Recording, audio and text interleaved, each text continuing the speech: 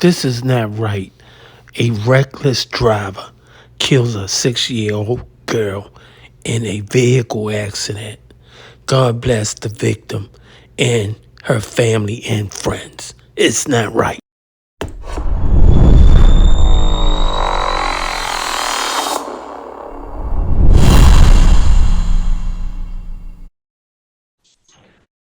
This probation. What? She's supposed to go to the course of probation. Yeah. Alright.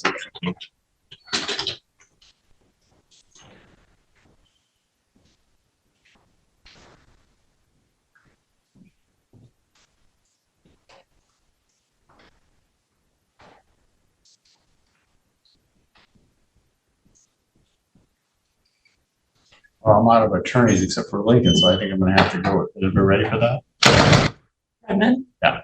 All right, I'm gonna have to, I understand it. I was fine going last. He almost alphabetically goes last anyway, but at this point in time, keep this distribute everything else.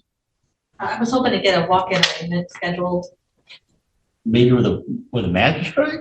I emailed him and I was hoping to catch him, but then he left, so. If you go I to, talked to the clerks as well. what's that? I talked to the clerks as well, and no one seems to want to give me an answer, so I'm just sitting here. Send an email to him. So we'll go with Redmond.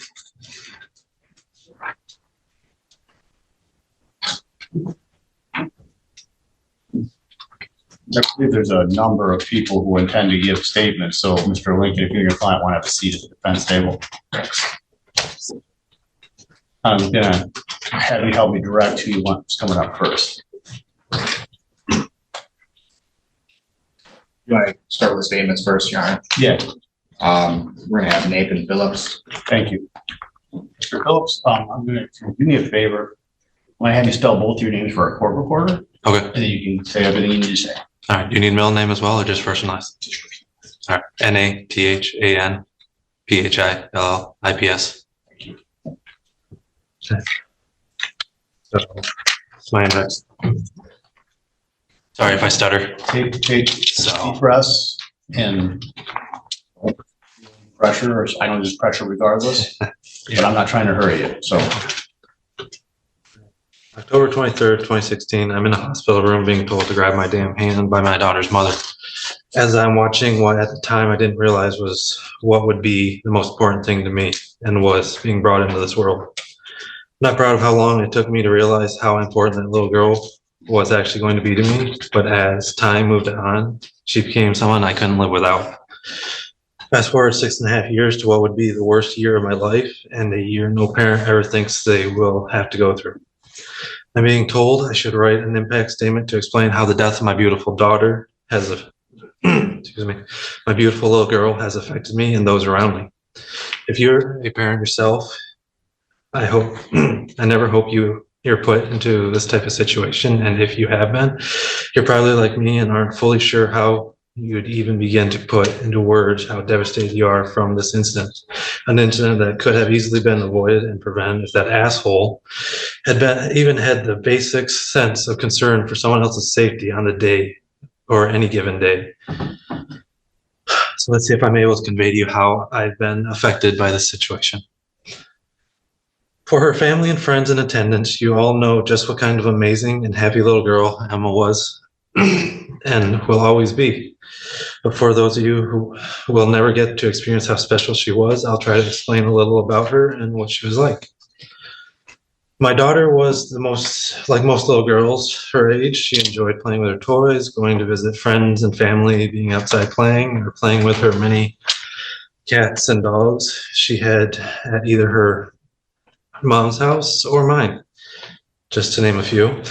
Her evenings and weekends she spent with me were normally spent at the park, swimming in the summer, going to museums, zoos, or just spent doing things at home, whether they would be playing on her swing set and on her trampoline or playing with her dogs. The last time I got, excuse me. Deep breath. The last time I got to spend with my daughter was spent by taking her to the baby animal day at the zoo, just the weekend and hours before that horrible day. Really, that last day together normally wouldn't have happened since it was her mother's weekend. So in some ways, I was blessed to have that little extra time with her before I'd never be able to again. People say that you should enjoy the time with your family and friends because you never know when those times will end. I'm sure most people say that are referring to those who are elderly or truly sick and may not have much time left. On May 22nd, 2023, I'm at work like most people, not thinking the day was going to be any different than the ones prior. Just doing my job and hoping the day doesn't drag along so that I could get out at a decent time and then I could pick up my daughter and hear how her day at school was and if she did anything more exciting in her did anything more exciting things in her final days before school would end. It was the last week of first grade for her, and they were working on field day games and activities. So as I was expecting to hear some good stories on how the day went. But what I expected to happen that day never did. And something more horrific happened. I got a call saying that my daughter and her mom got into a car accident and that it wasn't good. At that point, I'm frantically grabbing my stuff and telling the first coworker I come across as I run out the door that I had an emergency and I had to leave. As I get into my car, I'm trying to call hospitals to find out where my daughter is being taken to because I didn't know.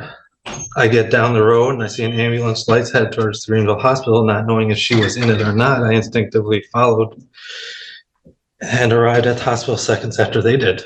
I ran inside not knowing what to expect. It turns out I was right to follow them because they were carrying my daughter.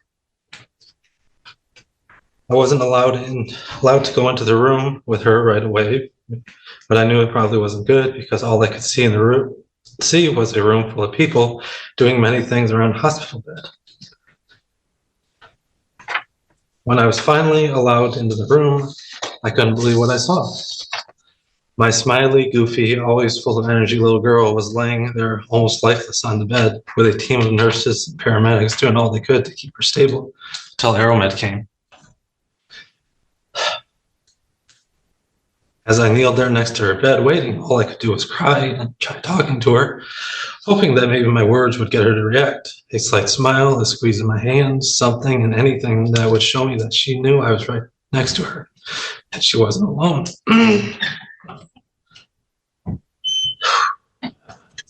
The time we were there was short, and before we made it to Ellen DeVos, and that Ellen DeVos was really short in the grand scheme of things as well. But for me, it felt like a lifetime of waiting and hoping she would wake up and say, "Daddy, where are we?" During our time there, besides short visits from the doctors and those who loved Emma to visit, was just me talking to her, trying to get the slightest reaction out of her. Between those visits and little talks I had with her, I kept catching myself thinking about all the things I'd never be able to do with her if she never woke up. All the first and last days of school, the music recitals, the school dances and field trips, all the summer vacation trips I had planned and places I thought she would like, and all leading up to her getting her diploma and starting her journey into adulthood. And getting her first job, going to college if that's what she wanted. So many firsts that her and I will never be able to experience together. So many joyous and happy occasions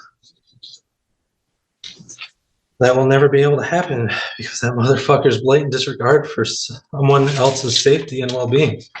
Making the selfish decision to drive high and explosively tired and thinking he should keep going instead of stopping and taking a break until he was safe to continue. For that recklessness, he put a giant hole in so many people's lives, a hole that will never be able to be filled.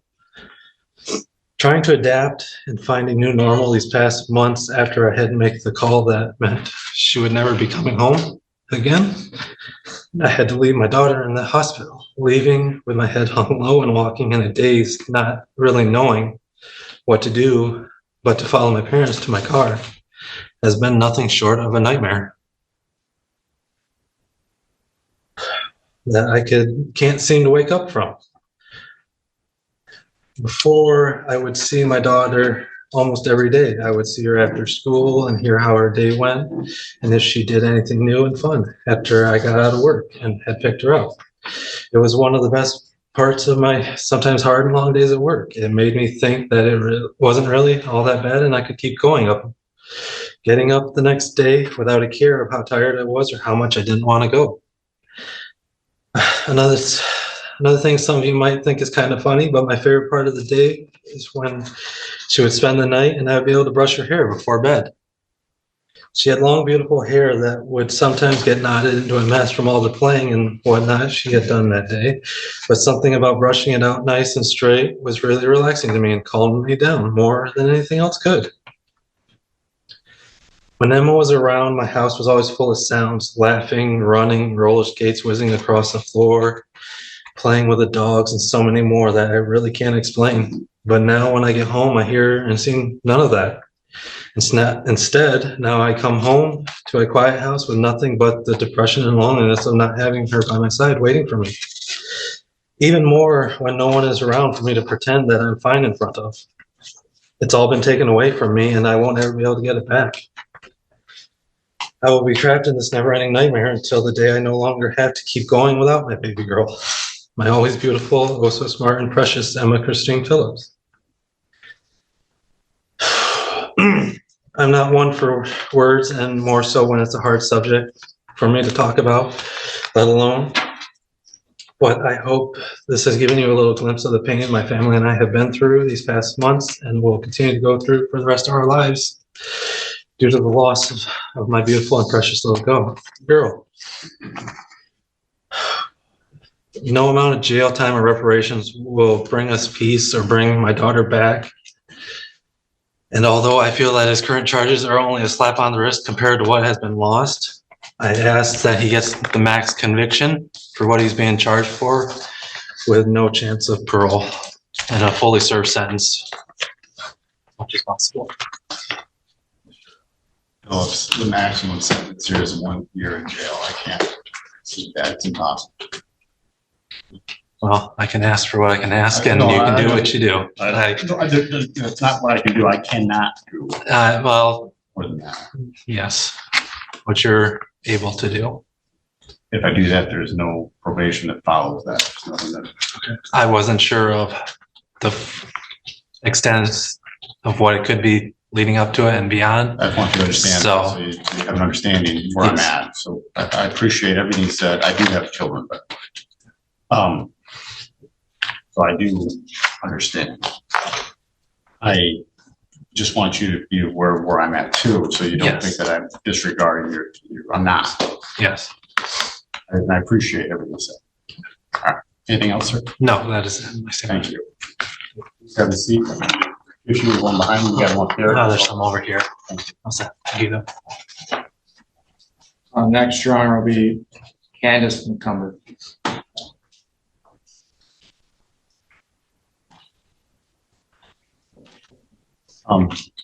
Same, please.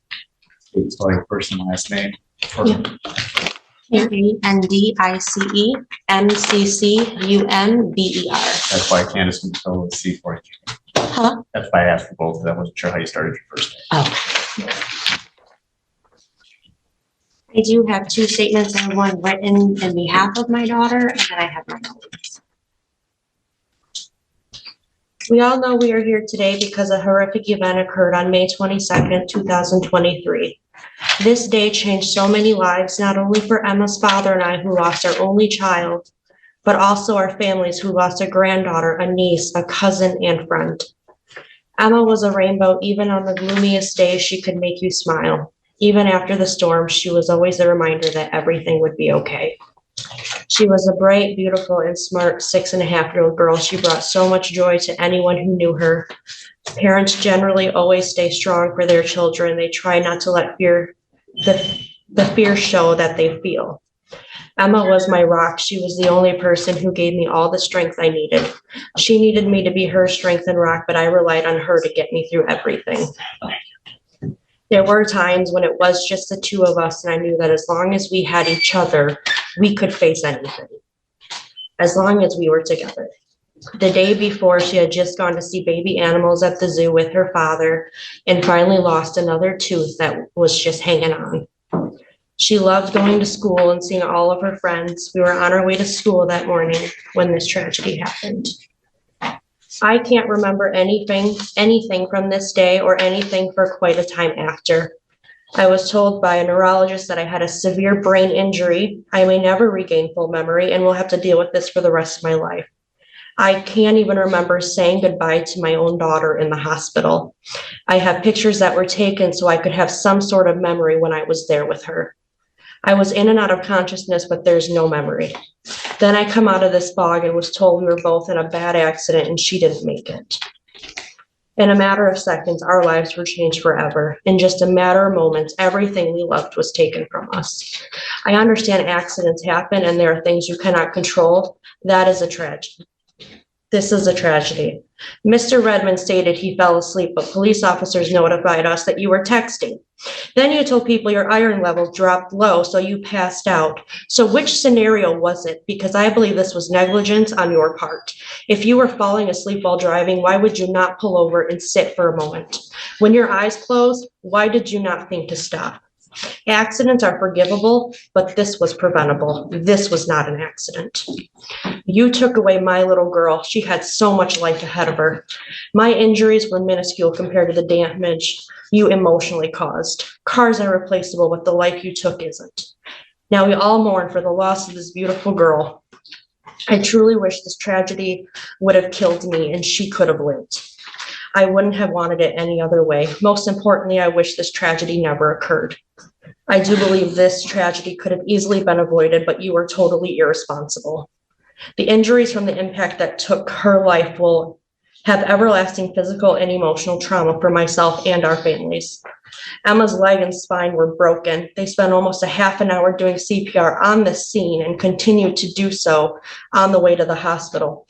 Aeromed had came to Greenville so she could be transferred to Helen DeVos. Her brain had swelled so much that it was pushing her spinal cord away.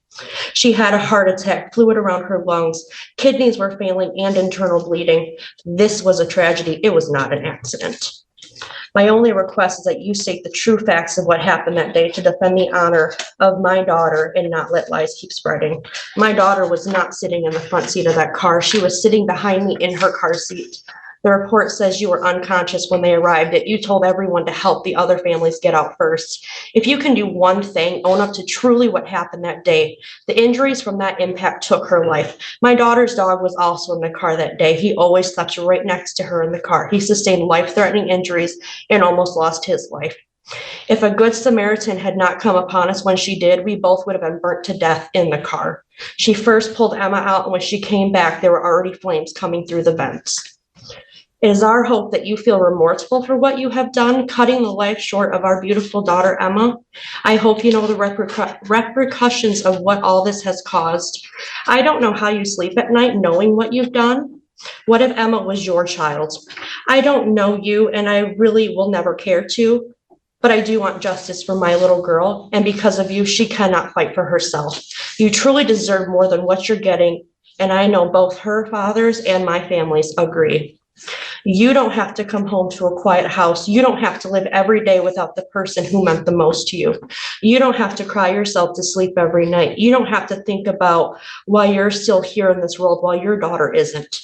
You don't have to look at a tree while driving and think maybe I'm better off gone and try everything in your power not to move that steering wheel just a little bit and end the pain and suffering. Because if you did, at least you could see your baby girl again. You don't know the power it takes to keep moving every day, because the only thing you can think about is the fact that your daughter is gone. You don't have to go by the crash site and look at the burn in the pavement and all the crosses gathered as a memorial. You may go by and see them, but for you, you walked away. My daughter didn't walk away. She laid on the side of the road while they did CPR for 30 minutes before they could even transport her.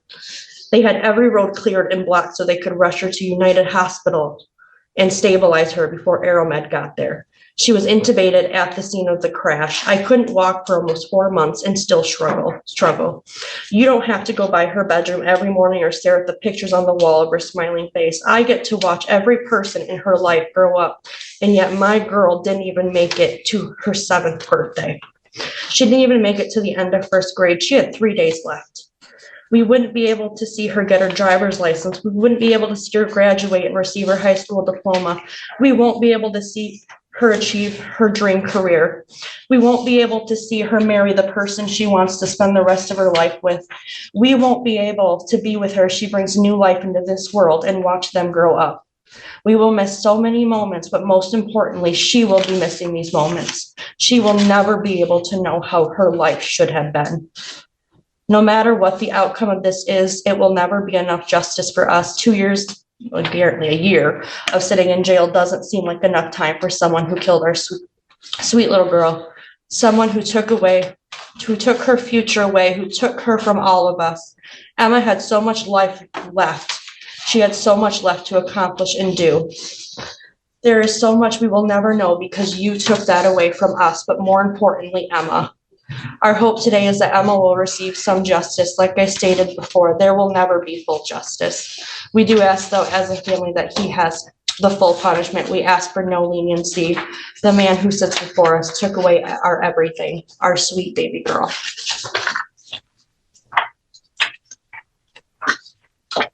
This Your letter, Honor, I'm gonna, for the record, I have to object this statement being read. Reasons is because you're saying she didn't prepare it? And she's doing it from that perspective, but I think I can take notice that she actually wrote it. The statute says the court will consider anything it wants to, so I'll leave it to you. But I'm gonna allow her to do it. I understand your objection, but I'm of the opinion that this mother, you wrote this, correct? yes, I did. I wrote both of them. And I think that she's got the right to do that. I think that this is her way of impressing upon the court her grief and her information that they want to have before me to consider it sentencing. So I'm going to allow her to do it. It's her way to express it. And I think it's appropriate. So she can go ahead and read the statement. Okay. That's overruled.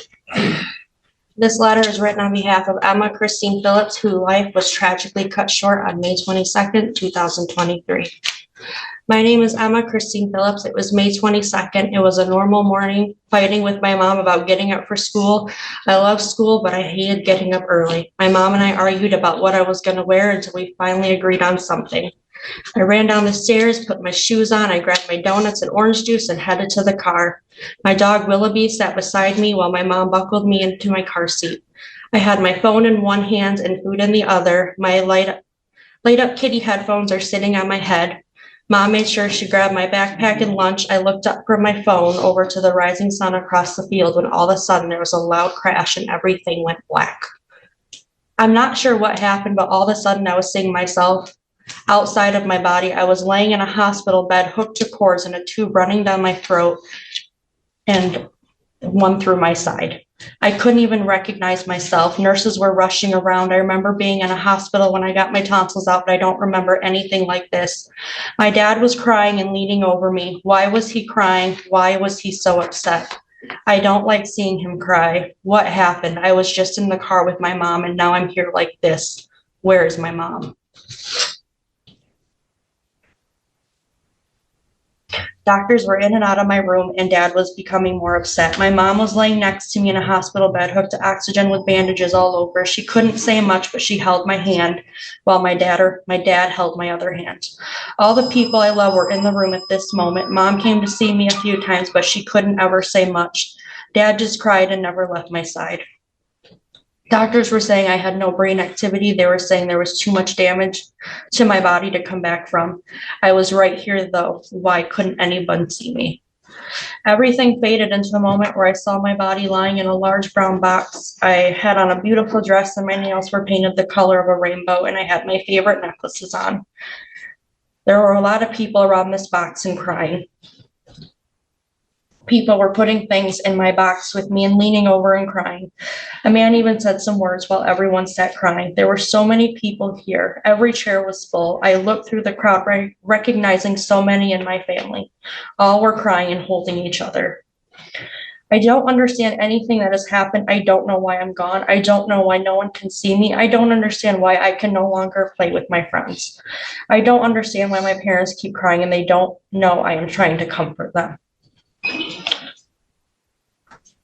Why can't I be with them? Why couldn't I see my friends that day? Why couldn't I see my mom and dad after school? There are so many things that I will never be able to do. No more roller skating, no more snuggling with my animals, no more rock collecting, no more cuddles with my parents, no more seeing my friends, no more vacations or trips. What did I do to deserve to be taken away from my family, to be taken away from my friends? How was I here and then gone?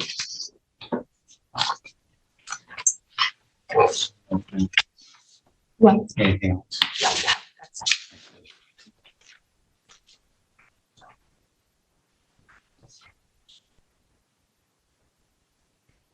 The last oral statement.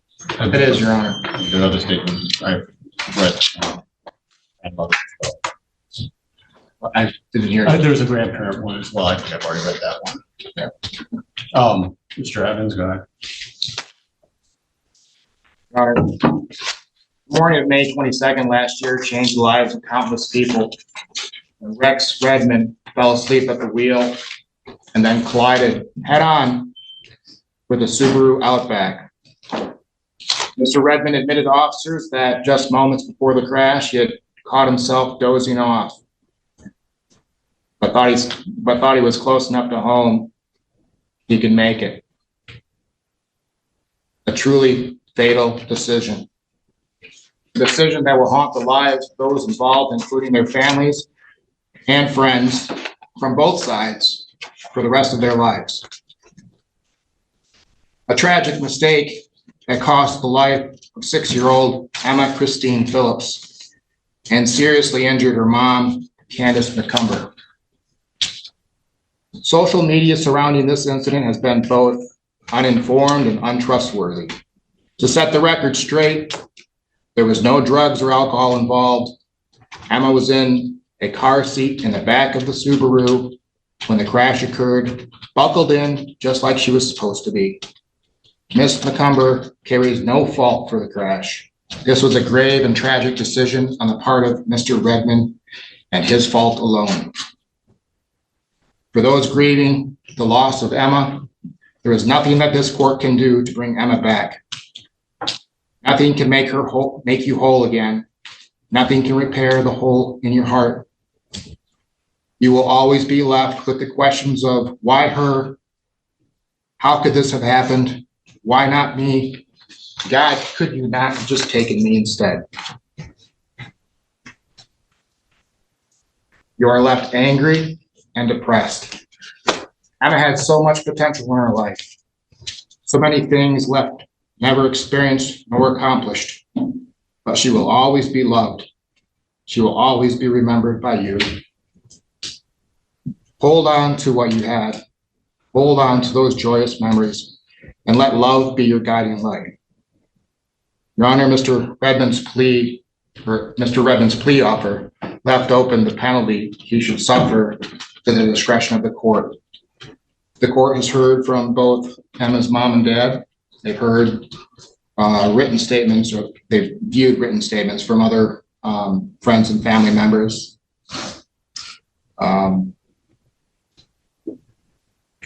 And all have expressed their wishes that Mr. Redmond suffer the maximum penalty possible.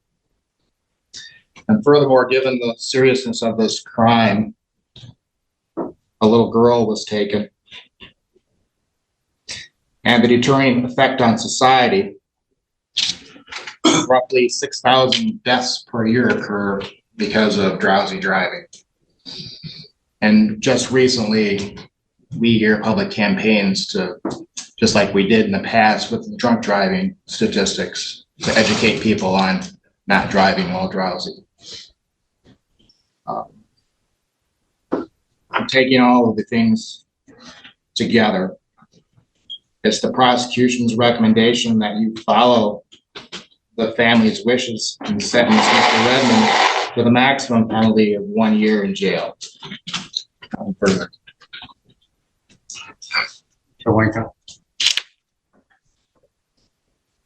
There are no amount of words can bring this child back. No amount of words can take the pain away from the family. no amount of words can take the pain away from Mr. Redmond, because he is feeling pain too. Yes, he fell asleep, he believes. And yes, he has no memory of what happened. And that is, if anybody has been in a traumatic accident like that, I can speak from personal experience, you'll say things that you don't remember. And maybe that's what happened. I don't know.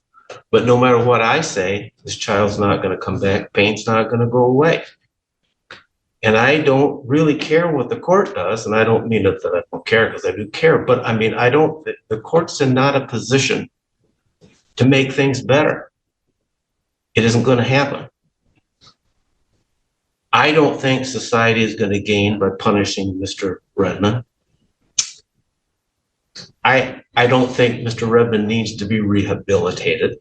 I don't think any of the factors that we use for sentencing are going to be gained today by the court throwing Mr. Redmond in jail for a year or 10 years. This is something that people do all the time. Well, it's going to be interesting with the EVs coming out. If people are sleeping and they're driving, that's one thing. But being a human being and getting drowsy and thinking, I can get home, people do that. It doesn't make it right, but people do that. I think that's Mr. Evans' point, that I should be trying to deter that. He shouldn't have done that. That's true. But he's being a human being is what I'm saying. And I hope this court is not presented with cases like this for the duration of your I've got term. 2 today. Pardon? I've got another one today. Well, I don't care what you do, because I think what we have here is nothing but losses. There's no gains in this anyplace. And I think the probation's recommendation is a balancing act. And I think that I'm asking the court to go along with that, because I think that's about the best the court can do. You can't make it better, Judge. It's just unfortunate. I would agree with that. I'm trying to make it just. This question goes back to Mr. Evans. I got another one of these today where it was a possible factor. Somebody was killed, other people were injured, and I can't give them any more than 93 days in jail. So I'm trying to weigh that too with what's just with my whole docket. Are you asking me to explain? Well, as the court knows, justice is individualized. It demands it. The case that you're referring to with Sidney Mullins is completely different than this case and should be treated. There were active drugs in her system. I agree. She killed somebody. That's true too. But there were also active drugs in the other 2 drivers. No, there wasn't. They were inactive. And she's the only one that had any kind of driving that was affected. And on top of that, the victims involved in that other case are completely out of the picture. We've tried multiple times to reach out, ask for opinions, ask for them to get involved, and they refuse to. Was there any other driving from any other victims that were problematic in that case? Well, we had two other drivers. Okay. Only one that committed a traffic offense. And so that's the reason. That's the reason with the plea agreement. I think the prosecutor's office, the prosecutor who charged the case with Ms. Mullins, felt that he couldn't prove the driving while intoxicated and charge it as the 1-year misdemeanor instead. As the court knows, it is difficult to prove driving while intoxicated via marijuana.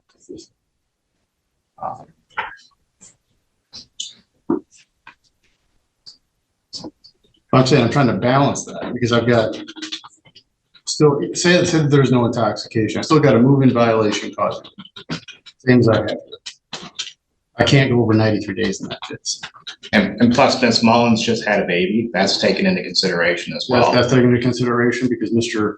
Redmond can't have a baby. Well, that's different, because the first year in a child's life is the most important. You can't argue against that. And so when we're trying to balance what justice is for the victim, it's not just justice for the society. When the victim doesn't get involved, and then the standard of justice is different than in a case like this, where the victims are wholeheartedly involved in this. Every step of the way, they want justice for themselves. The victims in the other case are not involved, and they could, I assume they could care less. I'm trying to make this, I'm trying to be fair. I'm trying to be justice for all, and that it's all the same for everybody. Well, I don't think that, Take into effect things that people can't control. right, I don't think that you should set a standard like, oh, you plead guilty or convicted of this particular type of crime, everybody should get the same penalty. I agree. That should not happen. Justice is tailored to the individual and the individual circumstances. That's my point. I don't see anything that really differentiates. If anything, I think the other one maybe more. Mr. Lincoln, have you had an opportunity to read the PSI in this matter? Yes, Your Honor, we believe it's correct. Any additions, corrections, or deletions? No. Anything you or your client want to say before I go forward with sentencing today? I would like to say something. You're going to speak up, sir. I can't hear you. I would like to say something. Go ahead. I am truly sorry for what happened. And I live with it every day of my life.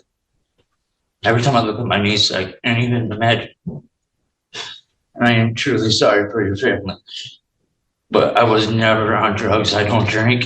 It was just a tragic accident. I was overworked. And I wish I could remember everything. And there ain't no day to go by. I wish it was me. And every time I wake up, I just wish I'd die. That's all I have to say. Mr. Evans actually eloquently, when he was making his statement, covered most of the area what I can say in this event. There's nothing I can do that's going to make anybody feel better when this is over. That's not what this is about today. This is about a just sentence. I do feel bad for everybody involved. It's my job to be fair. So I try to always take into consideration the victim's family and the defendant equally. Justice requires that, and that's my personal belief as well. Everybody is the same under the law, and everybody is equal deserving of our love. So we are called to do such a thing. So I have to consider that. That doesn't mean that I go easy on you either, Mr. Redmond, because there's something that hasn't been stated that is problematic to me. You've been in 3 accidents in 3 years. You should have been more cautious. I do agree 100% that falling asleep and driving is a serious problem. I know other families who have been affected by this and lost loved ones.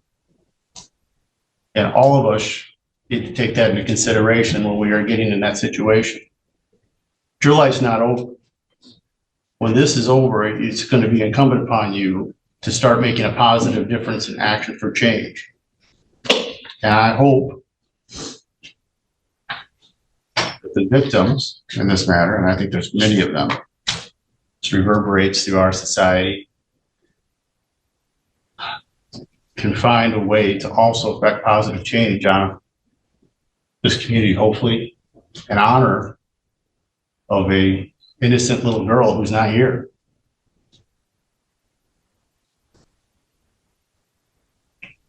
So I would agree that often this type of case would not go along with probation, especially under the changes, but this guy's got 3 accidents in 3 years. He's pretty much been at fault at all. I mean, he has been escalating. So I think probation may actually be appropriate to some extent. If I max him out in jail, I can't do that. Mr. Lincoln, do you have anything else you want to say before I impose sentence? Sorry. No, Your Honor. On the moving violation causing death count, You'll be placed on probation for a period of 2 years. You won't violate any laws of any unit of government. You won't leave the state without first getting consent of the court. You'll make a truthful report to the probation officer as required. You'll notify the probation officer immediately of any address change or employment status. You'll pay fines, costs, restitution, other obligations. You'll submit to a warrantless search of yourself, your home, or property for any illegal activities as well as any violations of probation. Associate with anybody on parole or probation. You won't have any contact with the victims involved, third party or otherwise. You're not to consume alcohol, marijuana, or any mind-altering substances to be in the presence of anybody using them. You will submit to testing of your blood, breath, urine, or saliva to detect for those substances. You'll pay costs associated with that. You will not dilute or have any adulterated samples. You'll take your prescription medications as required by probation or by a doctor. You'll complete outpatient counseling and a cognitive-based program, as well as complete the victim's impact panel. Other probation as required, or other counseling as required by the probation, including that, but not limited to those things. You'll be in your residence as required. Will not operate a motor vehicle without a proper license. I'd like to order him also to do a driving improvement program. I mean, this is 3 accidents in 3 years. Again, I reiterate, there's nothing I can do with this. It's going to make it better for anybody, but there does have to be a message. You've had 3, the third time. It does greatly concern me that you knew you were getting tired and you didn't pull over. You had at least a heads up. I can see a situation where this wouldn't even warranted of no jail. That's not today. You'll serve 180 days in jail with credit for 4 days served upon arrest. You'll pay a fine. I'm not going to do the maximum fine. There's a lot of restitution in this. I think the victims need to get paid. I'm not all that interested in us getting paid. You'll pay a fine of $200. State assessment fee of $50. Cost will be $100. Restitution right now is $10,711.18 to Ms. McCumber, $4,603.20 to Ms. Phillips. Do you want a hearing on that? Counsel, you have the right to. A crucial reminder here, help is available if you or anyone you know is a victim of domestic violence. You can call the phone number there on your screen or simply text the word START to 88788.